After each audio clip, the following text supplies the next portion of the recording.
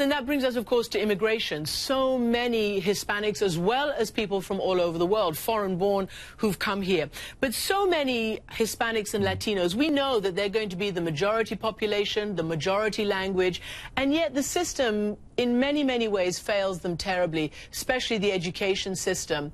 What is Los Angeles going to do to right that imbalance? Because if they don't have the opportunity, they're going to be a majority population unable to take on that challenge and responsibility.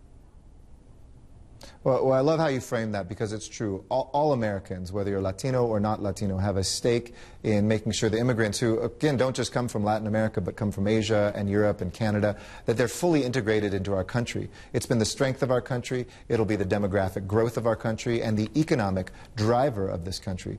We're not waiting for Washington to take action, whether it's California giving driver's licenses to everybody, or whether it's here in the city of Los Angeles, where we've been able to set up ways of being able to get students integrated fully into the life of Los Angeles. And I set up an Office of Immigrant Affairs here as a mayor. But we do call on our national government to give a vote to Republicans and Democrats alike in Congress, a majority of whom want to see immigration reform, because in practical terms they know that it's good for America. This isn't about favors for anybody. This isn't about whether rules were broken or not. This is about being practical, pragmatic, and making sure that we have that workforce for tomorrow.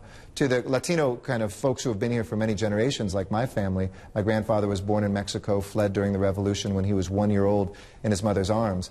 We can see the success story of hard-working, some of the hardest-working people in the world coming here.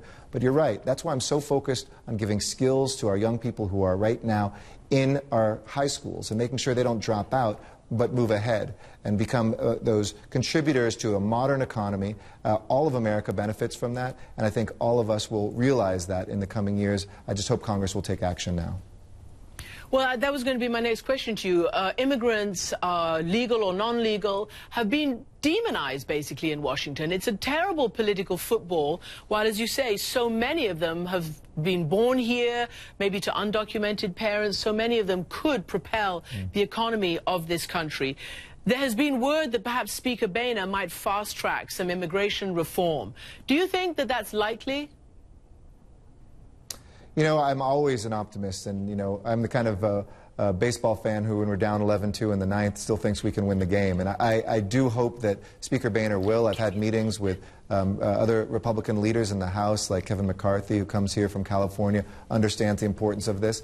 And I do encourage them, because, look, I run as a nonpartisan. I have Democratic and Republican supporters. As a mayor of Los Angeles, I can't afford to look at a pothole and decide whether it's a left or a right issue. It has to be paved. In the same way, we're looking for Congress to have America first in its mind.